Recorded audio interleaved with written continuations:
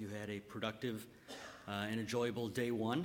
I know I did, and most of the people I spoke to did as well. But if you have any other comments or questions about the event, please don't hesitate to let us know. We always need your feedback to make the events better in the future and to know what we did right this time. So hopefully one of the things we did right was getting our first speaker of the day, our first keynote. YouTube really does need no introduction, right? So, but obviously, they're the name that gets mentioned most often when anyone's talking about online video, and today you're going to get a rare chance to get a peek inside the goings-on at YouTube from both a technological standpoint and a monetization standpoint. So we'll definitely reserve some time for Q&A at the end, and I'll walk around with a microphone so that everyone can hear the questions. Today the sessions will be run the same as they were yesterday. Track A is in this room, track B is across the hall. Also we have the online video strategies event today, which is in the room where the Connected Home event was yesterday. So feel free to drop in on that. And I know on day 2 of conferences people like to wrap things up early, but if you look at your program, you'll see that we've got some great speakers and great topics all the way till 5 p.m. So hopefully we'll see you all day long. And without further ado, let me introduce our keynote speaker, Oliver Heckman, the Director of Engineering for YouTube Europe. Oliver? Thank you. Thanks, Eric. I'm really happy to be here. Thanks for the invitation. As Eric said, my name is Oliver Heckman. I'm the Director of Engineering for YouTube in Europe, which effectively means I'm managing the development teams that we have spread across London, Paris, and Zurich. The majority being in Zurich. That's also where I'm based. We have about 120 software developers in Europe working on YouTube, and we own a couple of YouTube projects here, and I'll be mentioning a couple of them in my presentation. For example, the systems that deal with copyright issues. I started working on YouTube and working for Google pretty much 5 years ago, and well, I started as an engineer and then became a manager relatively quickly.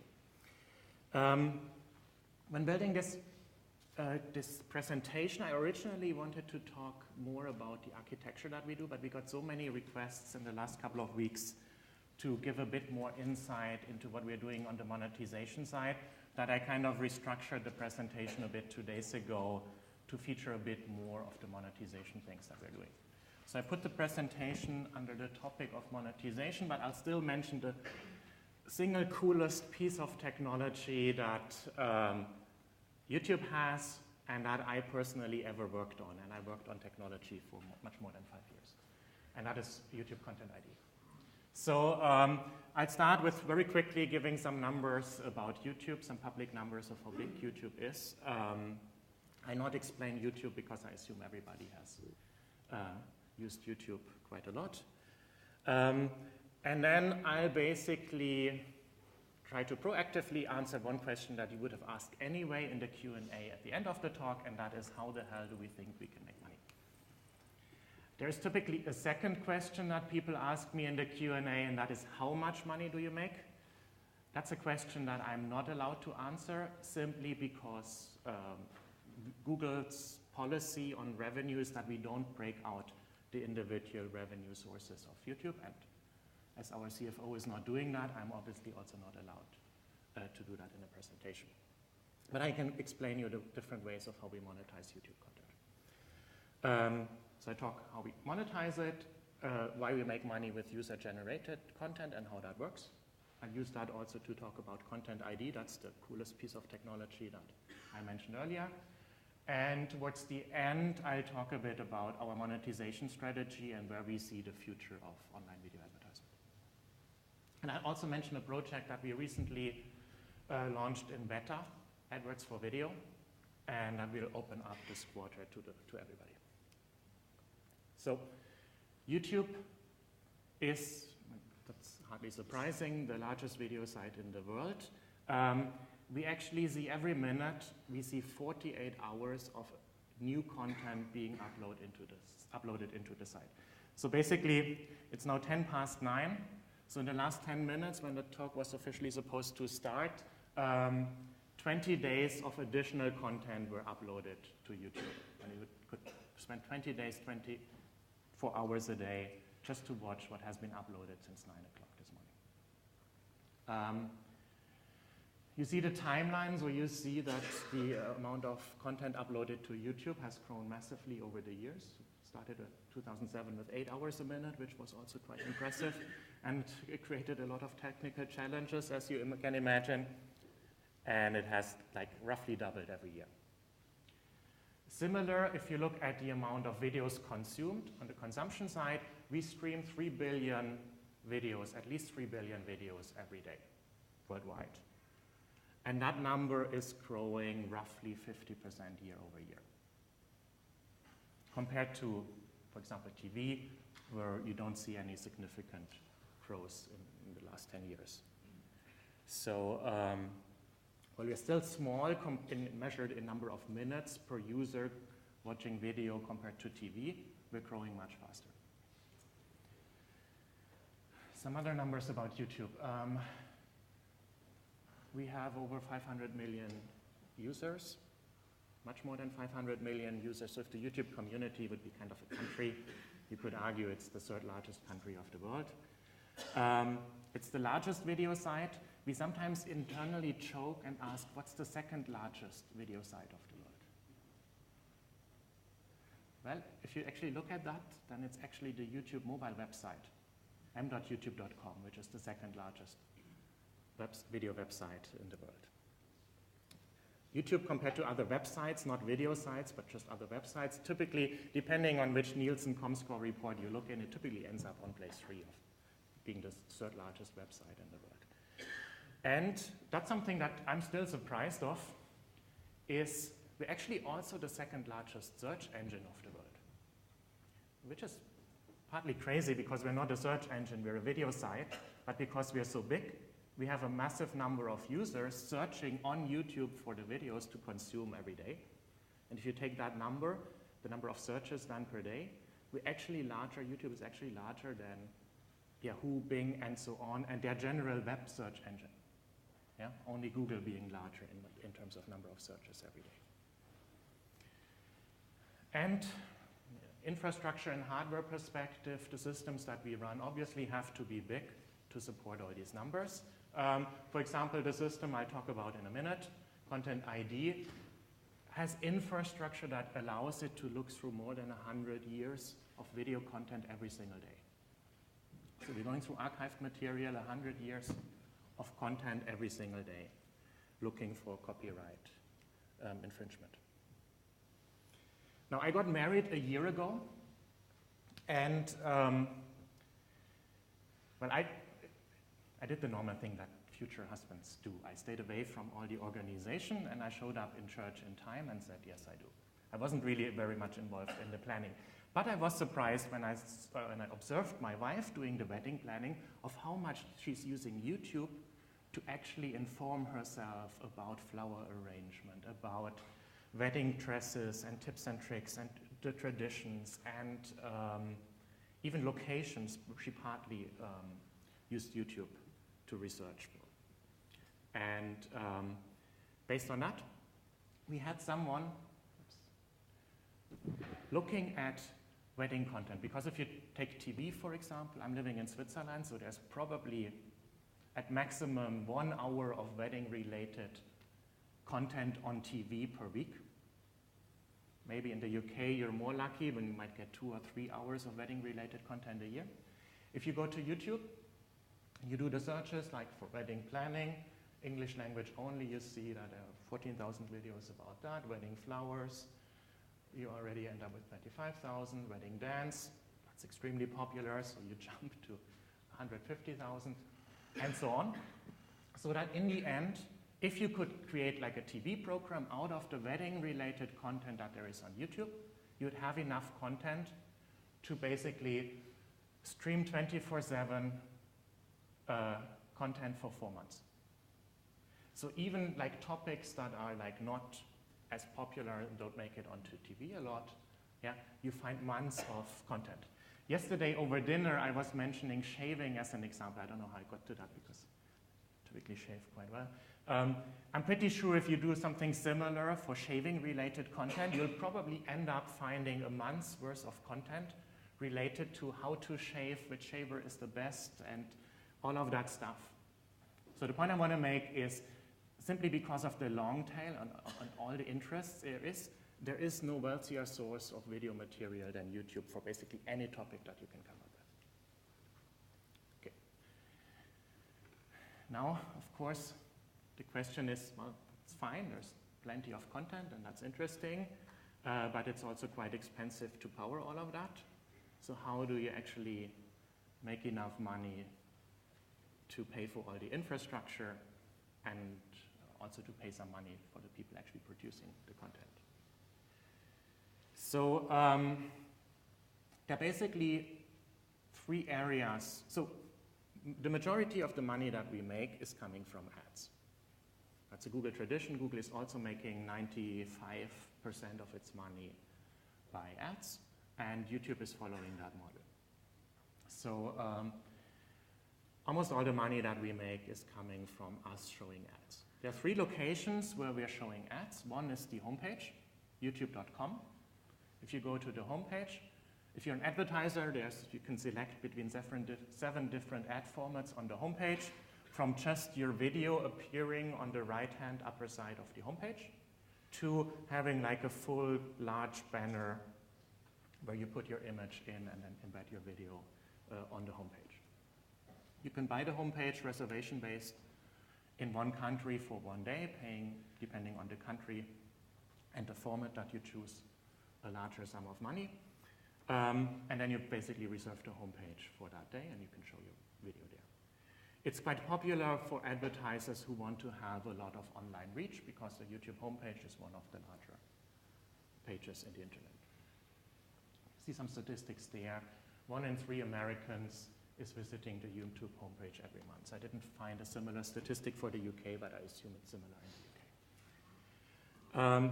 The second page that we're monetizing is the search page. Yeah, as I said, YouTube is the 2nd largest search engine of the world, so it kind of is an obvious place to try to make some money from the searches. Like multiple years ago, we launched a product called Promote Your Video on YouTube, which is effectively allowing you to take a YouTube video, select a set of keywords, for example, wedding flowers, and then basically bid some money for an auction and say, I'm bidding 20 cents if someone is watching this wedding flower video about my wedding flower shop. And then what we are doing is we're running an auction similar to Google AdWords, and we put these, we call them promoted videos, on the right-hand side of the organic search results on YouTube. So if you're searching for wedding flowers on YouTube, you're on the left-hand side, find the normal video results. And you find a somewhat smaller column on the right-hand side containing these videos where people are actually paying money if someone clicks on them and watches that video. That's very similar to the way that Google is monetizing the search engine. Similar in Google search, you find on the right-hand side text ads, and here we do it with videos. So that is very promising, but the most promising of the 3 is actually monetizing the watch page. And that's simple because like having 48 hours of new videos uploaded every minute, we have quite a large number of watch pages, the pages where you watch the video, generated every minute. So if we just figure out how to monetize the watch page correctly, then we'll be benefiting from the exponential growth on YouTube, and it's just a matter of time until we make billions of dollars. The other nice thing about monetizing the watch page is that actually we show the ad in the close context of one particular video. And that one particular video is typically owned by one person who has the rights for that video, meaning we actually share the revenue of the watch page revenue that we're making with the owner of the content that the ads are shown against. The nice thing with that is that actually it leads to us giving out quite a large amount of money to people putting content on YouTube or tolerating other people putting their content on YouTube, therefore creating an incentive to generate more content and have that appear on YouTube. That's a good opportunity to quickly introduce the term YouTube partner. So we have this, we're distinguishing between two types of YouTube uploaders. One is the normal YouTube user, which is typically an anonymous person choosing a YouTube username like hotgirl99 and then uploading videos. Besides having like a login and account credentials, we don't have any like really relationship contractual nature with these normal users. Yeah, it could be anybody. And we have what we call the YouTube partners, which can be anything from like traditional media producers like the music industry or TV broadcasters, up to user partners like Fred, for example, a young boy in the US who is producing videos every day and has become so popular on YouTube that he's making a lot of money from his videos and he has a large audience following him. So as soon as a user is becoming really popular, we would typically, in a country, we would typically have our partner team in that country reach out to that user, educate him about copyright and about some YouTube systems, and then if everything is fine, we would actually enter a contractual relationship with that user. He would become a YouTube user partner, and from that day on, he can monetize his videos if he wants on YouTube. So. Now that means on the watch page, we're only showing ads if we're certain about who is owning the rights for the video that is shown on the watch page. So if we are not sure if it's uploaded by an anonymous user, we're not showing any ads. Which also means most of the 3 billion views that we have every day, we're not showing an ad against. We're only showing an ad if basically the video has been uploaded by a partner. Yeah, because then we know, okay, we have a contract and he specified he's owning all the rights, so it's his risk if he gets sued afterwards. And second of all, we monetize videos that are not uploaded by the partner, but that someone else, a normal user, has uploaded, but that are actually containing content from that partner. So the tricky question is, and that's now this one here, how do we actually make money out of those user-generated contents that normal users upload, but where they might not own all the rights? Yeah, and you surely have seen that on YouTube, where you watch a video and you think, this, let's say, interview done by BBC has been uploaded by someone called hotgirl99, and it's on YouTube. That doesn't seem right. Well, and they're showing ads there, so they're making money off of that. Maybe that's not correct. Well, it is, and the reason for why this is fine, especially when we're showing ads, is the system that we call Content ID. So we started developing Content ID 4 years ago, a bit more than 4 years ago. And it was one of the first projects for YouTube that we did in the Zurich office. Before we had Content ID, we had the typical copyright systems that other user-generated content video sites have too, like DMCA, batch takedown tools, systems based on MD5 hashes to block re-uploads of already blocked videos, and all that typical stuff. But because of the sheer size of YouTube and the sheer growth that we had, we actually got the mission to build a system that makes it easier for rights owner to assert control over their content on YouTube. And for that, the system needed to be scalable, to scale up to the 48 hours that we see every minute. It has to be fully automated so that on the rights owner side, they don't need someone to be up 24/7 and operate something manually. And it needs to give the control to the rights owner so that the rights owner can decide, well, someone is taking my content, then it should be blocked, or it should be monetized, or something else should happen.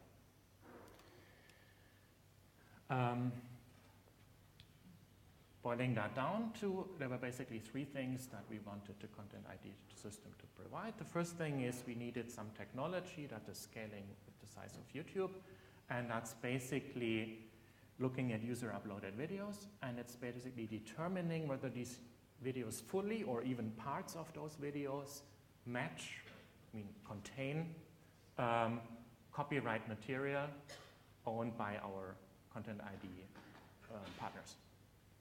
which we would store in a reference library.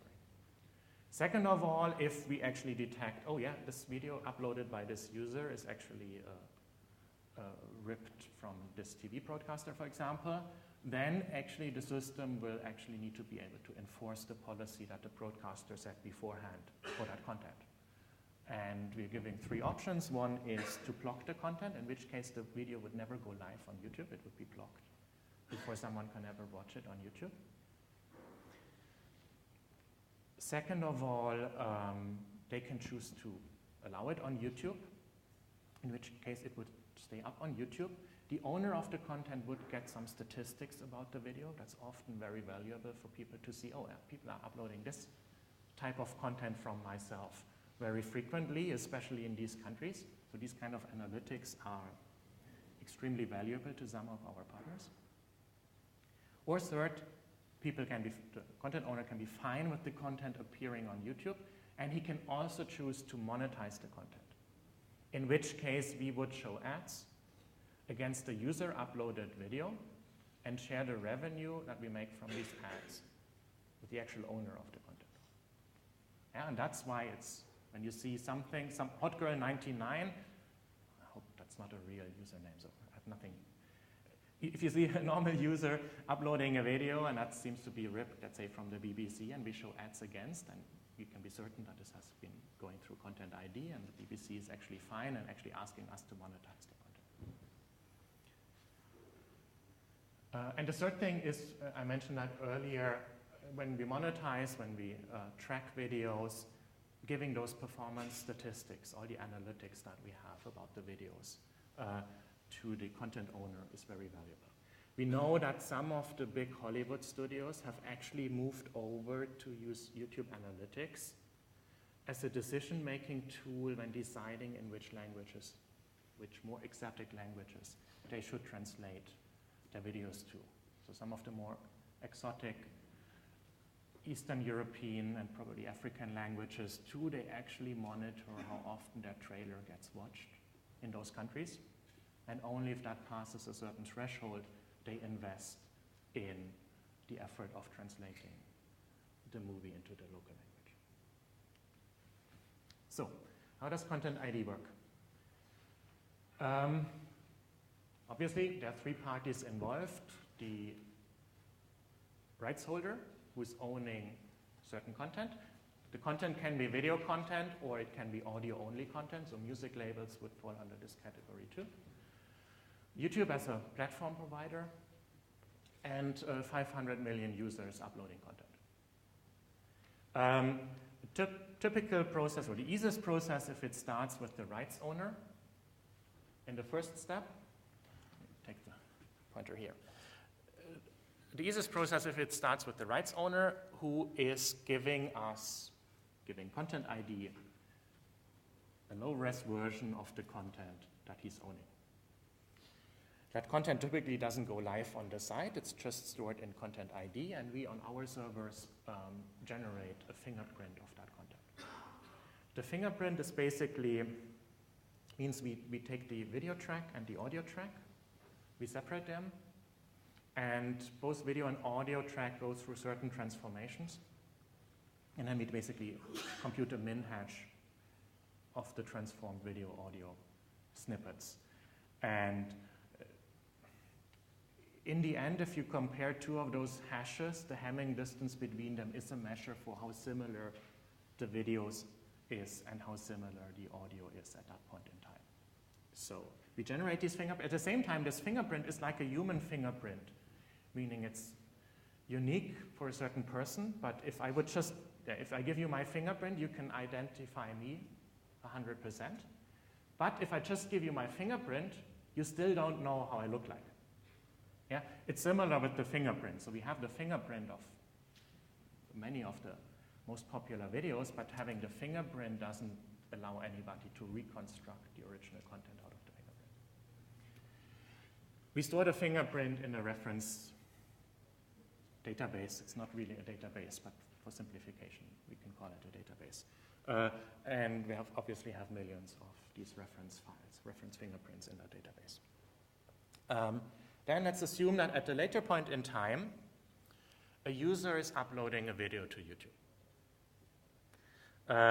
So he goes through the normal upload flow on the web page or on the mobile upload flow.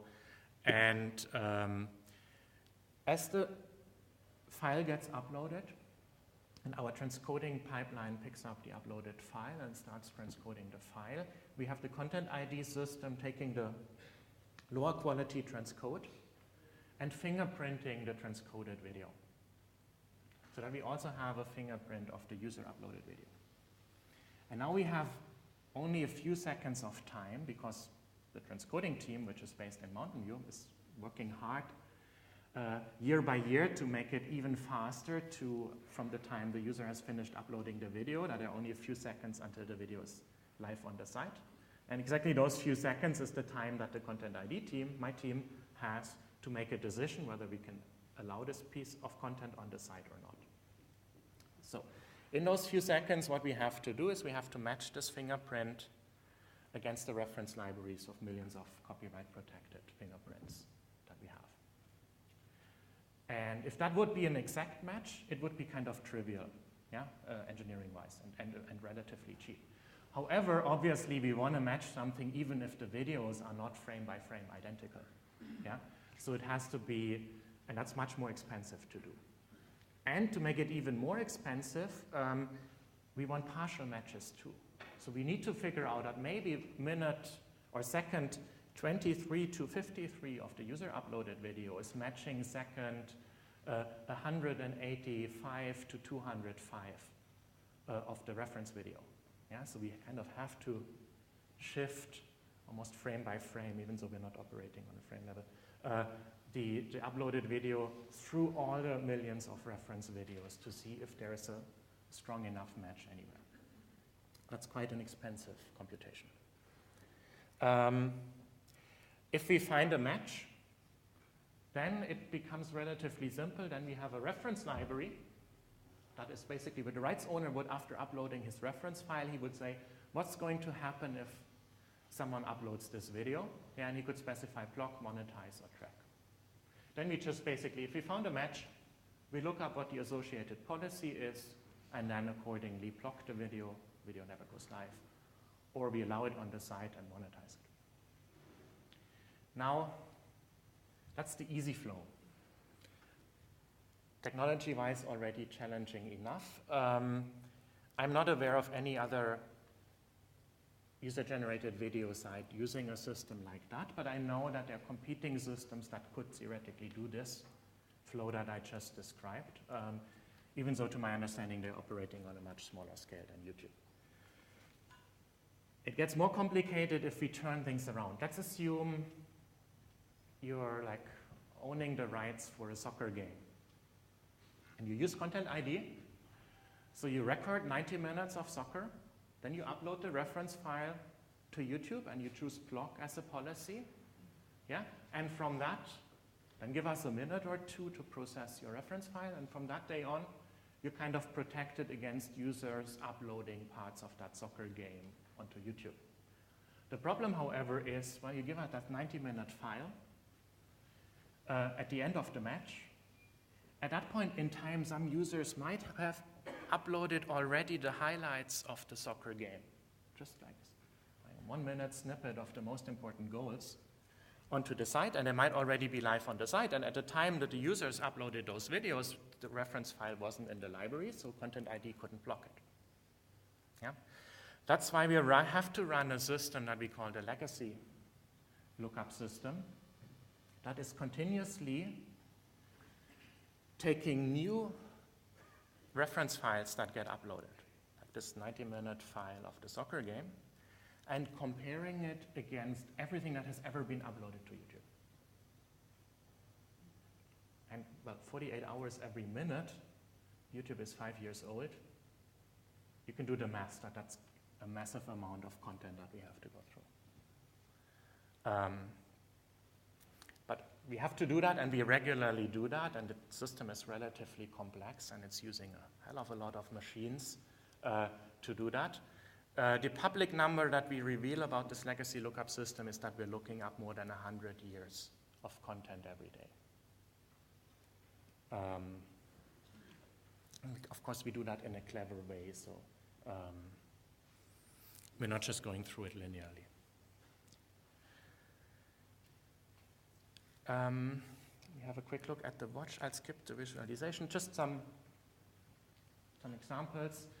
These are 2 videos, reference file, user uploaded video that content ID matched, and you see that the system has, and that's kind of important, is quite robust against transformations, even border changes, different colors, and so on. Obviously, that's important because we need to be robust against typical transformations that we see.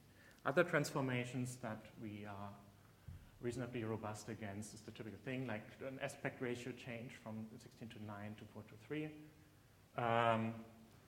or subtitles, color transformations, different borders again. Yeah, it's also a typical example. The reference file might contain subtitles or might not contain subtitles while the user uploaded stuff. Might contain different logos, different subtitles, because it was captured in a different country. So the system is pretty much robust against these transformations. Skip that too. So we have over 1,000 partners worldwide who are using Content ID to take control of their content on YouTube. I'll show a couple of examples on the next slide. What we make available to all of them is detailed analytics and statistics about their content. And like I said, if you're using Content ID, you can actually see in which country is your content being uploaded and consumed, and you can get valuable information for that, basically for free. I'm an engineer, and also working on this reporting was one of my projects a couple of years ago, and I never really, while building the system, never really fully understood why this should be important. I thought, okay, yeah, we show the views per country, and we show which videos get watched to the end and which ones don't, but I didn't really see much value out of that until we finished the product, and I was actually invited to a similar conference like this one, where I actually presented the product and gave a technical demo of it and explained some of the things that we did. And I saw the excitement of the people who were kind of saying, yeah, this is awesome, because typically we pay like 20,000 euros easily to just have a couple of people standing on the street, asking people 100 people on the street whether they like our product or whether they like this ad, this version of the ad or the other version of the ad. And then we get, for paying a lot of money, we get relatively inexact market insight information and market research information in the past. However, that system gives us for free valuable information worldwide immediately from the stuff on YouTube. So it's much better to just put your ads on YouTube and use these analytics tools to basically track and see how they're performing. Or take the example of the movie trailers and the Hollywood studio, yeah, who basically simply track how their trailers are doing and then make the decision for translating them based on these analytics. The content IDs, the fingerprinting part of Content ID is also integrated in a couple of standard video processing hardware. I said we have 1,000 people using the system. Not all of them are okay with us showing their logo. These are, see some big names on there, somewhere here. So these are all partners of using the Content ID system. Okay, so the Content ID system is basically the system that takes user-generated content, and if that content is owned by a content owner, claims it on behalf of the content owner and gives the content owner the possibility to monetize what other people have uploaded to YouTube. Roughly 40% of the monetizable views that we have on YouTube are generated by Content ID.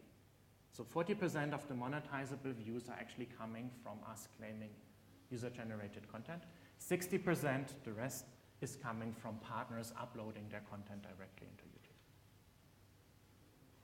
So user-generated content is an important part of our monetization strategy. But Content ID is, as I said, much more about that. It also gives content owners full control, and it's also used to block content, not just to monetize content. I want to move a tiny bit more quickly so that we have some time for some Q&A in the end. I want to talk a bit about where we see the future of video monetization on our side and on our partner sites, the Google Video Network.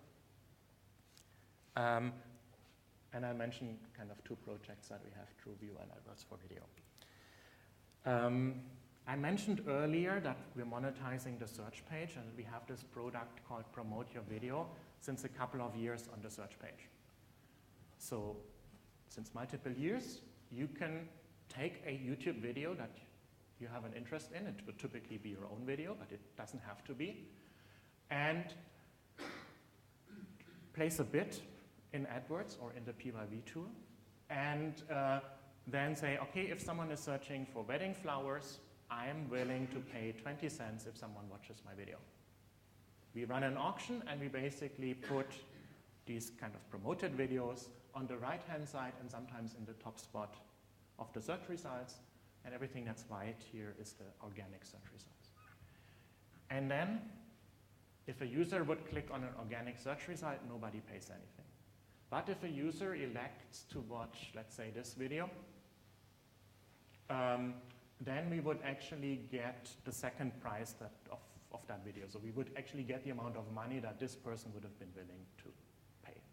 So if she bid 20 cents and that person bid 15 cents, then she would end up paying 50 cents for that view. Yeah? You only pay if someone is actually watching your video. That's the key thing. Now, the strange thing that happened is when we launched PYV is that people were bidding a lot more than we expected.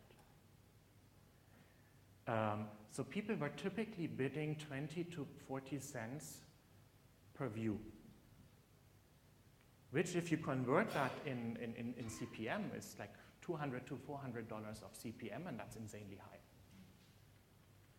So at the beginning, I don't fully remember, but we probably thought, oh, that's an effort they will learn over time that they don't have to bid so much, but it actually stayed very stable and actually increased over the years. So indeed, advertisers were willing to, for a longer, like over the years, bid $200 to $400 CPM for these type of ads. Of course, we talked to the advertisers and asked them, you know, if you go to TV and you buy some cheap TV channels, you can show your video there for $10 CPM. So you're paying 20 to 40 times of what you would pay on a cheap channel. You're still paying more than 10 times of what you would pay on a premium TV channel. So aren't you stupid?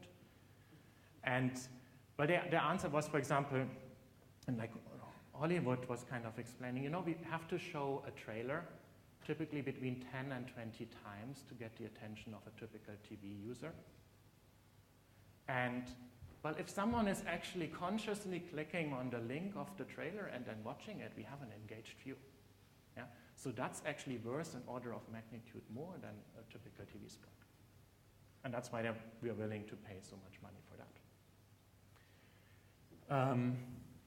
We learned the lessons from that. We were not the only site, of course. Like the whole industry has learned similar lessons in the last couple of years.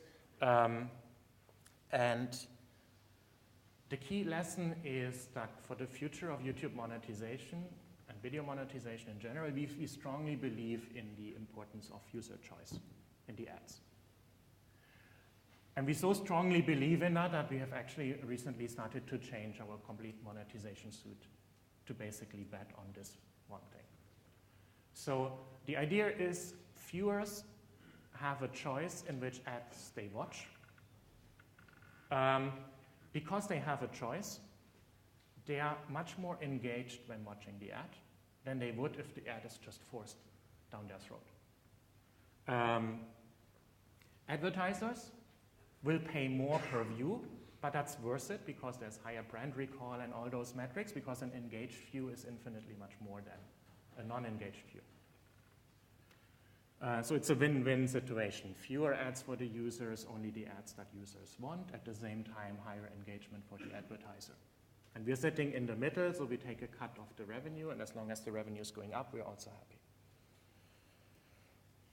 And that's why we've changed our monetization suite on YouTube into basically the TrueView ad formats. These are the main ad formats that we're selling. We're still selling some of the legacy formats, but our goal is to move as much as possible to these so-called TrueView ad formats.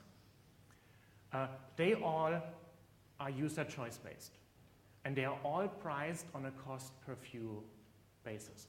So for all these products, it's the same. An advertiser is only paying if someone is really watching his ad. So he's only paying for an engaged view. And the user has the choice whether to watch this ad or a different ad or no ad at all.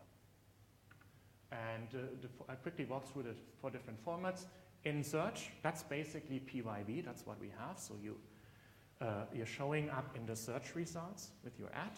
And if someone clicks on that result and then watches the video, you're paying the amount of money that you bid. In-stream is basically a skippable in-stream format. So instead of showing a pre-roll ad that you can't skip, we show a pre-roll ad, and after a few seconds, we have a large box here, and if the user clicks on that, he actually skipped the ad. The advertiser is not paying on a CPM basis, he's only paying if the user is not skipping the ad. Yeah?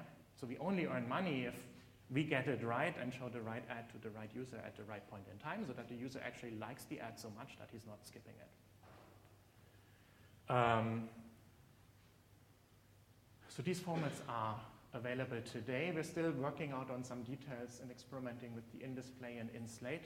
At the in-display is basically, the idea is to embed a video in a normal display slot and only play the video if someone clicks on it.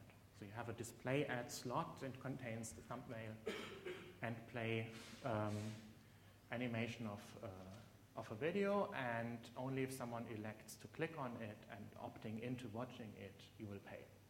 And in Slate is basically the idea to give the user a non-skippable ad, but have him choose between multiple, typically 3 different ads to watch. So the user he has to watch an ad before seeing a certain type of premium long-form content, but he actually can choose between multiple ads. Idea again is that he will choose the best ad for him and therefore be more engaged.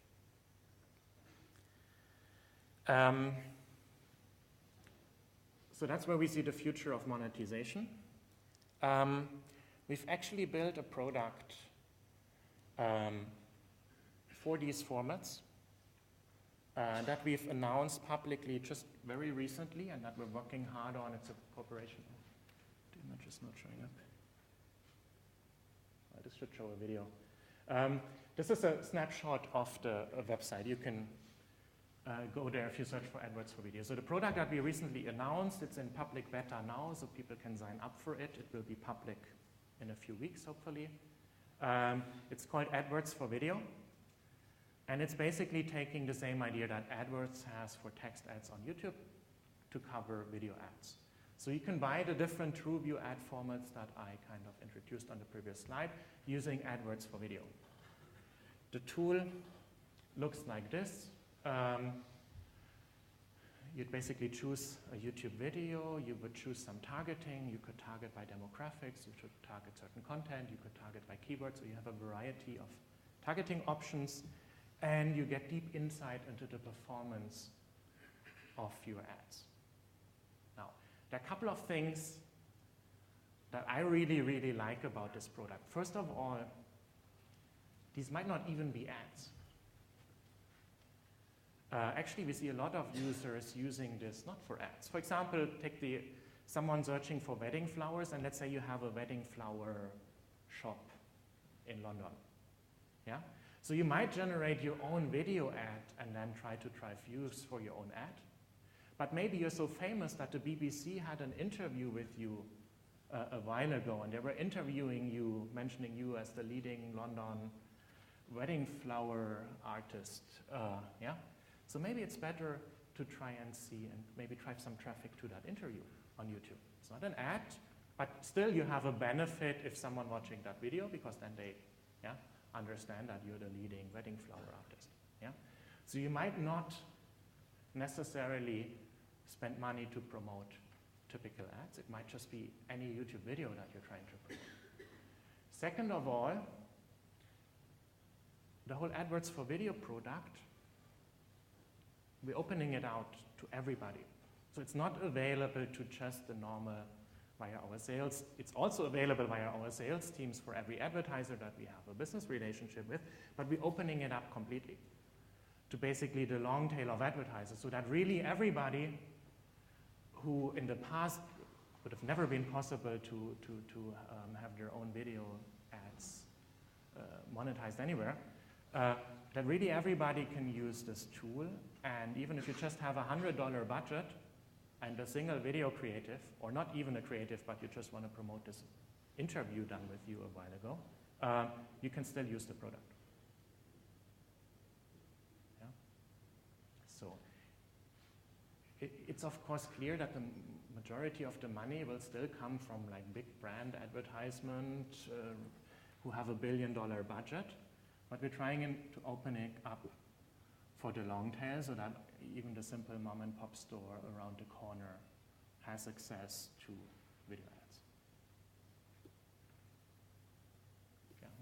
This screenshot is taken from the reporting tab, so when you're running a campaign, when you've configured and set up everything, this will kind of show you the performance statistics. Yeah, you would see how many views you had, how many you paid for, some performance statistics, like how many of the people who started to watch your video actually watched it to the end, and all of that. So that is AdWords for Video. This was also my last slide. We have a couple of minutes left for Q&A, but let me quickly recap what I talked about. So I started with some of the YouTube numbers, like 48 hours of new content uploaded every minute. Then put everything under the theme of how do we make money. So I first told you that we are monetizing the watch, search, and the homepage, but that the most important page is the watch page. I talked about content ID and how that's used for rights owners to assert control of how their content appears on the site, but also how that turns user-generated content into monetizable views and therefore money. And towards the end, I explained to you how we're betting on user choice ads as the future of ads, and how we've restructured our monetization products, and especially built AdWords for Video as the platform to sell these user choice ads and to also open them up for everybody to be able to buy them. That brings me to the end, and I think that's a good time for Q&A. If you have a question, you can raise your hand and I'll bring you the microphone.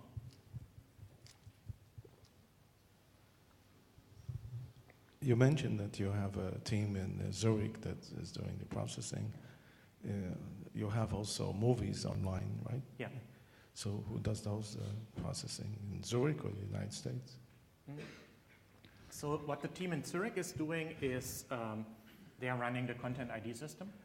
The system is, of course, actually running in data centers, and they're distributed across the world. But the developers sit in Zurich for the content ID system, and they are responsible for the fingerprinting and the lookup and these things. The transcoding team itself, so the team taking the input video and using like a modified version of FFmpeg to then transcode it into the different formats that we have, different resolutions, different containers. That team, the developers, sit in Mountain View, Silicon Valley. But again, they use data centers spread across the world. No, but suppose somebody uploads a movie. Who looks at it to decide if it goes up, doesn't go up? But any video is treated the same. So whether it's a short form clip or a long form movie, it all goes through the same pipeline. So it's running through Content ID like anything else. So it goes through Zurich and the United States? Yeah. Right.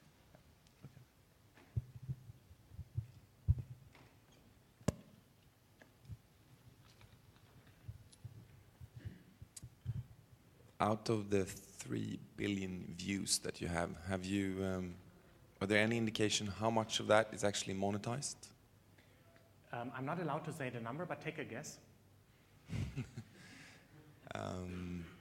It strongly depends on the country. Yeah, but it's probably less than 10%. That's wrong. If I say 40? You can get a feeling for it. It strongly depends on the country. So many countries where we actually don't show any ads because we haven't launched locally in the country. But you get a feeling for that by just watching a number of videos in a row, yeah, and pay attention to whether we show an ad or not, and then you have a rough feeling. But the number of monetizable views is quite significant.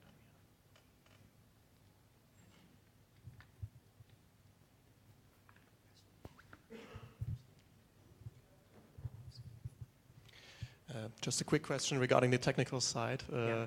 Since you have lots of data processing going on, lots of video coming in and checking of the previous videos, what kind of engine are you using for this? Is it kind of a Hadoop, or did you develop an own implementation for this? So basically, when we bought YouTube 5 years ago, YouTube was running on their own architecture. And the website of YouTube still is, and that's like a typical open source based architecture, Apache, MySQL, and so on. The content ID system, and similar also the transcoding pipeline that we have, we're running in Google data centers using the standard Google systems that we have for that. So Google data centers are built basically of cheap commodity hardware, so it's Linux-based, relatively cheap computers with cheap hard disks. That's what the underlying architecture is. And on top of that, we have a couple of very Google-specific infrastructure systems, like a system called Borg, which is basically like controlling all the machines and restarting machine jobs that have crashed, potentially porting them to other machines if the machine is down permanently. We have our own distributed file systems, yeah, that kind of take care of redundant storage, so that in case a hard disk crashes, that there are at least 2 other hard disks where the same file is stored, and it can then access over the network. And we have a system called MapReduce. There is a public paper about MapReduce, but that's the main, that system is not a good word, it's almost like a programming concept. It's basically the system that we use to take a job and split it across potentially thousands of machines and have those machines cooperate to process that job and then in the end collect the results together. There's an interesting paper about MapReduce that was written, I think, 3 years ago that is explaining that in a bit more. So I'd say almost everything that we're using is our own development and often based on standard open source systems. Like for transcoding, for example, I mentioned FFmpeg is the basis for what we use in transcoding. You briefly mentioned targeting by demographic. Yeah. Where does the information come from that classifies a viewer into a demographic group? Yeah. When you sign up for a YouTube username, YouTube account, you can actually specify your demographic. So it's only done if you're a logged in viewer. Yes. So, yeah. okay. There are more things that we could do actually, but I'm not entirely sure if there's more than we do. I think if you choose to target demographics in that product, it's only really targeting logged-in users who specify the demographics.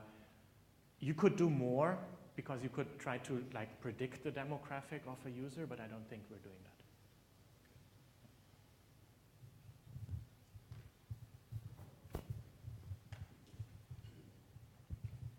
Yeah, hi, I'm Hot Girl 99. Oh, sorry for that. When I take your embed code and I put it on my site, when the videos finish playing, because it's my content, related videos comes up. Yeah. And it generally is the same related videos, what it certainly was for quite a considerable amount of time. Is there any way I can get control over those related videos? Can I? Have you got any plans for that? But that's a commonly heard user request that you want to influence yourself. Basically what we call this the end cap, the screen appearing after your video is finished playing. It's an understandable request.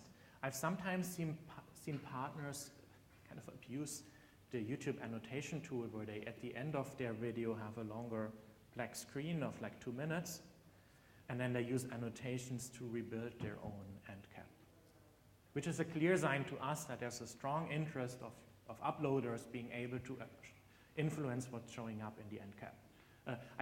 I'm not allowed, before we launch something, to tell you what we're doing about it, but we're aware of the issue, and yeah. Good. You should see my content sometime. Happy to. Got time for one more question.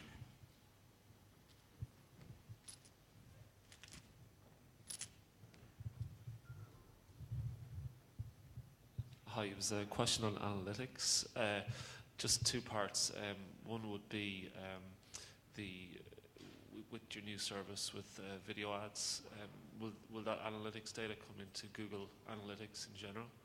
And also, I think there's a perception that online video platforms such as Yala, Brightcall, etc., give you more premium analytical data that YouTube would choose not to give you. And I was just wondering, is that perception correct? Or, and if it is, do YouTube have plans to give more data on analytics going forward? So we have an analytics team that has recently been staffed up, and part of the reason for that is to kind of rebuild our analytics tools. If you're a YouTube partner, you already see some of the changes that we're doing. So if you have access to the YouTube CMS, if you have a partner account, then you can already see the new system and play with it. Backend hasn't fully rebuilt, but the front end is there. On analytics in general, the most important entity of analytics on YouTube is the view count. And that's where we have a significant disadvantage compared to other sites like Brightcove and so on, because the view count on YouTube is a publicly visible number. And every number that we publicly show on YouTube gets spammed and gamed like hell. Which isn't a problem on Brightcove because it's a different concept. You have your own view count, but you don't have spammers actually earning money with driving the view count up on that. Which means this problem is simply harder on YouTube because, for example, real-time analytics on YouTube is very problematic. The reason we don't have real-time analytics for the view count on YouTube is mainly because of spam. Yeah? Our de-spamming typically works is like you look at a larger number of views and you use some heuristics trying to say, okay, how much of that is spam? Yeah? In the easiest case, the same IP address has watched the video 1,000 times in parallel, all started in the same second. Unlikely that there are 1,000 people at the same computer watching the video. Yeah? And then actually the spam that we see is partly even much more sophisticated than that. But to deal with that, we actually have to look at the larger time window, use some heuristics, run over that, subtract the spam, and only then do we have the view count number. On other sites where the view count isn't public, it doesn't get gamed, or people don't care if it's getting gamed. They can actually, counting the view count is trivial because whenever the player is loaded, you +1 it, and that's it. Yeah? And then real-time analytics are almost trivial for those sites, which they are not for us. So that's partly making the job harder for the analytics team at Google. You also asked about YouTube, about Google Analytics and YouTube integrating into that. That's something that we've been discussing actually since I joined YouTube. And year by year we've said, no, let's not do this right now. And the last time we did that was beginning of the year. The main reason is, in the past it was often scalability issues, where like YouTube was as big as all the rest of Google Analytics, and that makes it hard to integrate. In January we looked at it again, and we basically found it inconsistent from a user experience point of view. Google Analytics is too much focused on web metrics and click and how you click through the graph of the web page. And YouTube, watching a video is just fundamentally different from that. Like a page view doesn't translate, you can't say a page view is the same as a video view. Yeah, there are other attributes, other things that make importance, other ways of slicing and dicing through it. so that we've basically, for now, do not have a plan to integrate with Google Analytics. You can still, if you want, Google Analytics has some flash code that you can embed in a video to send tracking pings to Google Analytics. You can do that, and you can also use that if you're a partner. You can use that on YouTube if you want. But the YouTube Analytics tool will not be integrated in Google Analytics. They will be optimized purely for videos, and they will also be optimized for these engaged views. For example, one of the things that we are doing is if you have your video ad on YouTube, yeah, and then you might use AdWords for video to drive traffic and generate views. And you might spend some money and get 10,000 views from the video ads. However, your video is also on YouTube, so it will get some organic traffic as well for free, simply because it's a video on YouTube and people tend to watch it. Maybe you've driven some of that from your advertisement. Maybe you had a paid view where you paid someone looking at your wedding flower video, and then he actually, maybe my wife, and maybe she liked that video so much that she forwarded it to her friend, and then she watched it. You're not paying for that other view, and so that's an organic view versus the paid view. So these are the kind of things that we're focusing our efforts on. Also, the analytics tools are increasingly focusing on actually telling you which of the monetization options that you as a partner have for YouTube is making you how much money, so that you can make a better informed decision whether you should allow pre-roll ads, or true view ads or not.